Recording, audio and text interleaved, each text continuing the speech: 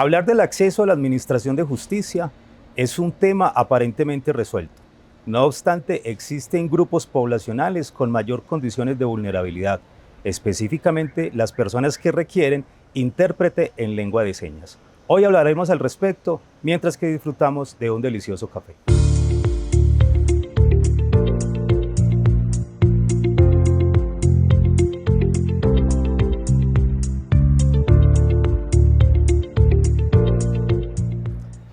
John, gracias por aceptar esta invitación al Coffee Juris, por la intermediación que hace el doctor Leandro Correa.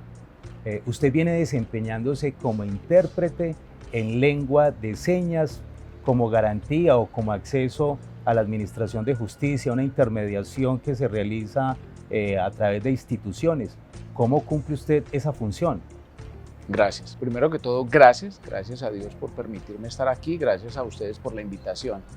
Sí, efectivamente, yo cumplo el rol de intérprete jurídico de lengua de señas colombiana. Hoy no estoy aquí en nombre de la Fiscalía General de la Nación, pero trabajo en la Fiscalía General de la Nación y desde el año 1995 cumplo ese rol y ejerzo como tal, como intérprete jurídico de lengua de señas y voy a muchos despachos a realizar esa actividad. Bueno, usted de entrada ya acaba de marcar una pauta y habla de intérprete jurídico. Entonces, estamos acostumbrados a escuchar, por así decirlo, en la generalidad del intérprete en lengua de señas. ¿Existe alguna diferencia con el intérprete jurídico o hay algún tipo de especificidad allí? Muy buena pregunta. La Ley 324 de 1996, el Decreto 2369 de 1997, la Ley 982 del 2005, la 1618 del 2013 y así sucesivamente, dicen intérprete de lengua de signos o intérprete de lengua de señas.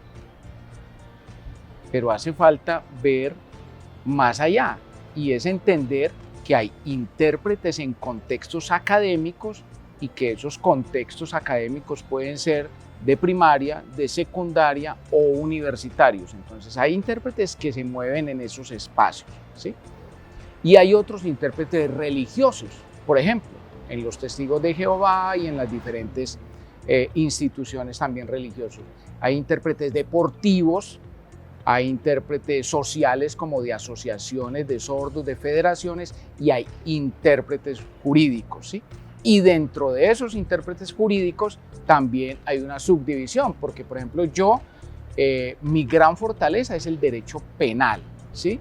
Por trabajar en la institución en la que trabajo desde el año 94, pero he tenido interpretaciones por ejemplo, en derecho laboral, donde Cambia. Claro, absolutamente, porque la terminología cambia.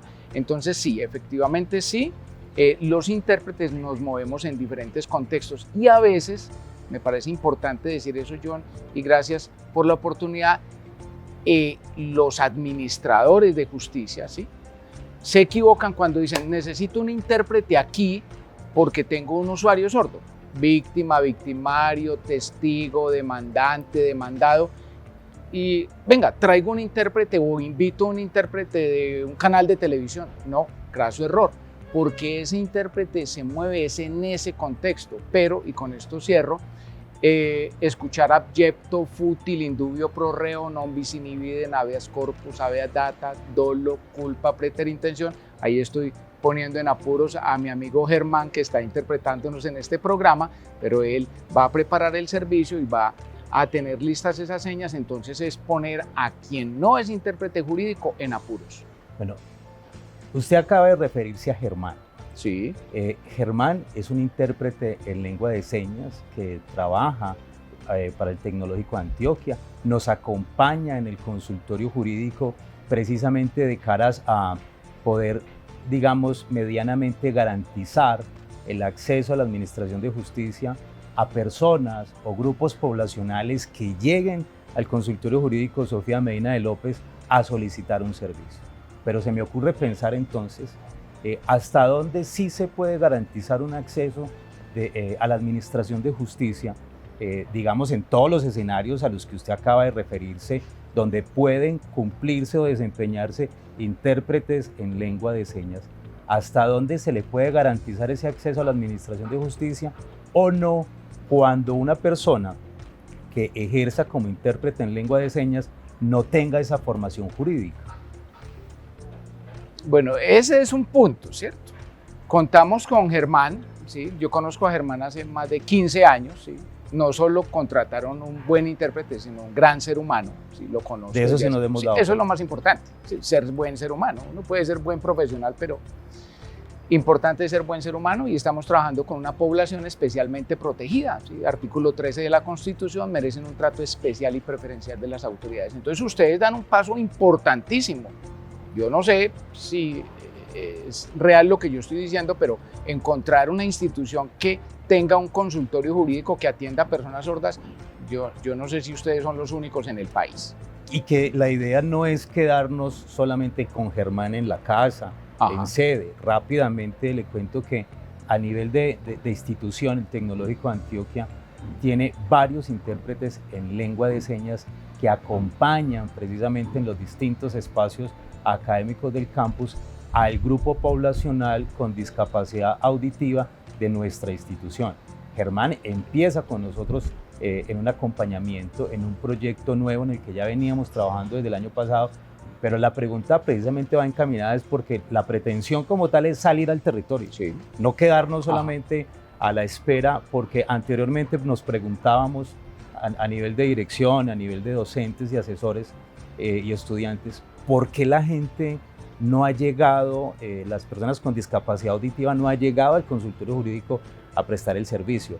Y un intérprete claramente nos dijo, porque no les ha llegado la noticia. Sí, así es. Y ese no llegar la noticia a nosotros nos marcó, porque llegarle la noticia es en el lenguaje de ellos, no en el nuestro. Sí. Entonces nos dimos a la tarea de realizar piezas publicitarias, en este caso videos en YouTube y demás, precisamente con personas vinculadas al tecnológico, y ahora no es quedarnos con ello, sino poderlo llevar, poder acompañarnos con ellos al territorio. Maravilloso, maravilloso. Ni siquiera el DANE, y estoy siendo responsable con esa información, ni el DANE, ni ninguna otra institución, ni ningún ministerio sabe realmente cuántas personas con discapacidad y específicamente sordas tiene Colombia. Pero en el contacto con la Asociación Antioqueña de Personas Sordas, ASANSO, y leyendo lo que publican otras instituciones de sordos, tenemos que hay 27.000 personas sordas en el área metropolitana de Medellín, 71.000 en Antioquia, y quien creyera 2 millones de personas sordas, ¿sí? Bien sea porque la sordera es congénita, adquirida o hereditaria, o dentro de esa adquirida es porque la edad ya los llevó a una sordera. Bueno, eso para dejar marcada una estadística que es lo que manejan algunas instituciones. Eso primero. Segundo, es verdad, es absolutamente cierto que las personas sordas no están yendo a las casas de justicia, comisarías de familia, inspecciones de policía, ni siquiera a la fiscalía, defensoría, procuraduría, porque se naturalizó esa barrera comunicacional. La comunidad sorda dice, ¿para qué voy allá? ¿Para qué voy si no voy a encontrar un intérprete? Lo primero que van a hacer, si es que hay una mediana accesibilidad, pues me van a poner a leer y a escribir. Y en Colombia hay sordos bilingües, monolingües y semilingües, pero encontrar personas sordas bilingües es complejo. No porque la persona sorda no pueda aprender a leer y a escribir, no, sí pueden aprender, pero la primera lengua, su lengua natural, su lengua materna es la lengua de señas. Entonces, difícil atenderlos por escrito. Entonces, se apuntan un gran hit teniendo un intérprete idóneo en la institución para que atienda a la persona sorda en su lengua. Luego vienen los sordos monolingües y hay que prestar gran atención frente a los sordos semilingües. Y ya con eso cierro. Hay una gran cantidad de personas sordas, no solo en Colombia sino en el mundo, que no manejan la lengua de señas. Entonces, frente a eso hay que tener una especial atención, porque aquí podrían llegar también personas que no sepan lengua de señas, y a eso hay que darle un gran manejo jurídico. El consultorio jurídico tiene un espacio en la emisora del Tecnológico de Antioquia. Sí. Es un programa que se transmite normalmente los días martes de 4 de la tarde a 5 de la tarde. Hace aproximadamente 20 días, quizás un mes, hicimos un programa muy interesante en el que participó precisamente el profesor Leandro y traímos una invitada y ella nos hablaba de que ella era hija coda. Sí, ¿Ya? Un escenario muy importante, aprendimos muchísimo precisamente con ella y dentro de ese proceso de aprendizaje, ¿qué propone hoy desde la academia, John? ¿O qué se puede establecer? Si hay alguna entidad que le esté apostando a procesos académicos, a formaciones diferenciales, que permita precisamente, primero, generar conciencia, digamos, en la necesidad de que todas las personas podamos ser más capacitados o podamos comprender de que somos nosotros quienes estamos en situación de discapacidad porque no somos capaces de comprenderlos precisamente a ellos. O a nivel de investigación, usted que lleva tantos años, ahora hablaba desde 1994, cumpliendo, entiendo yo, este rol sí, que es magnífico y de verdad que la sociedad se lo ha agradecido muchas veces. Muchas gracias. ¿Qué propuestas hay ahora a nivel académico que hay, a nivel de investigación? Muy bien. Primero que todo, o sea, todo arranca desde el ser humano. Yo al profesor Leandro lo conozco hace más de 20 años, fuimos compañeros de la institución y ahí también hay un gran ser humano, o sea, Dios le acerca a uno grandes seres humanos, gracias a Dios por eso. Hay un excelente equipo. Sí, maravilloso, eso me gusta. Y Leandro ha venido insistiendo donde quiera que trabaje, donde quiera que se mueva, frente a eso, hombre, derribemos esa barrera comunicacional, que de hecho esa es su fortaleza, ¿cierto? La comunicación. Derribemos esas barreras actitudinales, esas barreras comunicacionales. Y en ese sentido, les quiero contar que con la UPB, con la Universidad Pontificia Bolivariana, tenemos la idea de construir, ya vamos en unos primeros pasos, con el profesor Edison, de construir el diccionario jurídico de lengua de señas colombiano, ¿sí? Porque tú ves la seña de ley, la seña de decreto, pero encontrar la seña de víctima, victimario, bueno, la seña de testigo está, pero abyecto, fútil, indubio pro reo, tantos latinismos propios del derecho, es importante consignarlas en un diccionario y estamos en esa tarea. Y segundo, estamos liderando, lo está liderando Colombia, el Manual Iberoamericano de Buenas Prácticas para la Interpretación en Contextos Jurídicos. Estamos hablando con 22 países y les estamos preguntando, bueno, ¿usted cómo trabaja ya el acceso a la justicia de las personas sordas? ¿Usted cómo trabaja ya la materialización de los derechos del capturado en una captura en flagrancia? Imagínate hasta dónde nos estamos yendo. ¿Cómo materializa los derechos del capturado en una captura por orden judicial? ¿Cómo valora la competencia comunicacional de una persona para que respete sus derechos lingüísticos, para que tenga bases sobre si estamos frente a un imputable o a un inimputable, o analizar la figura de la aplicabilidad de la imputabilidad disminuida, que es poco estudiada en nuestro país? Entonces, estamos avanzando. Las principales instituciones que están haciendo eso son ASANSO, la Asociación Antioqueña de Personas Sordas, que tiene una gran relación con el tecnológico, muy buena. FENASCOL, que es la Federación Nacional de Sordos de Colombia, que a través de su director, el señor Henry Mejía, están permanentemente insistiendo. Y quiero contarles, no sé si lo saben, el INSOR, que es el Instituto Nacional para Sordos, tiene más de 60 años, creo que no me equivoco, más de 60 años, y es la primera vez que tiene un director sordo, un lingüista, se llama Giovanni Melendres. Entonces vamos avanzando, John, vamos avanzando y para nosotros, sí, y digo para nosotros porque tengo una hija con discapacidad, entonces me toca muchísimo la discapacidad, saber que el tecnológico está haciendo este trabajo, está abriendo las puertas, está trayendo al intérprete y está diciendo, no, es que sin intérprete no hay comunicación, eso es absolutamente plausible. Tenemos dos personas en el contexto importante, no solamente para la institución, sino también para el consultorio jurídico. De un lado, los usuarios, en este caso, en lo que nos estamos refiriendo el día de hoy precisamente, esto es las personas con discapacidad auditiva.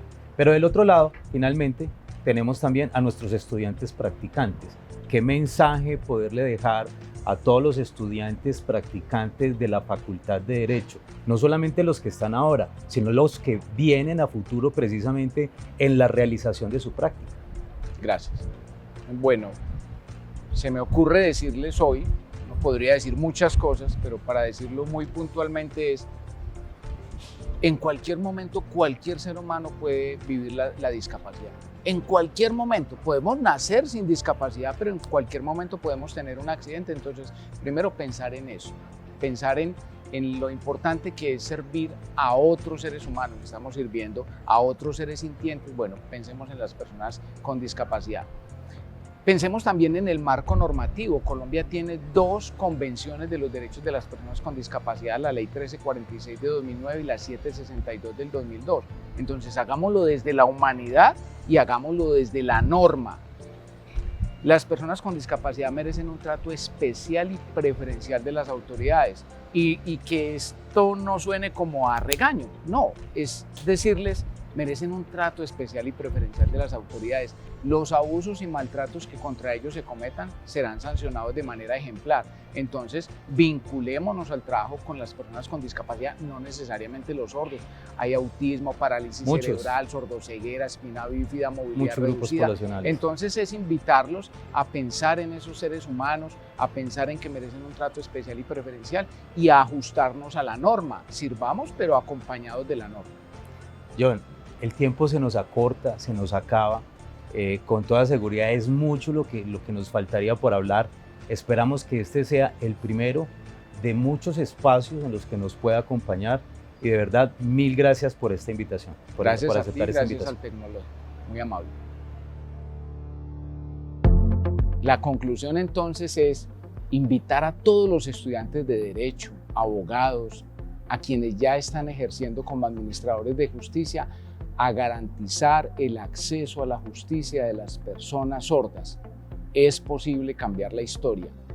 Hagamos los ajustes razonables de la Convención de los Derechos de las Personas con Discapacidad, traigamos intérpretes jurídicos de lengua de señas idóneos y esto es posible hacerlo mejor. Los invitamos a nuestro próximo Coffee Juris.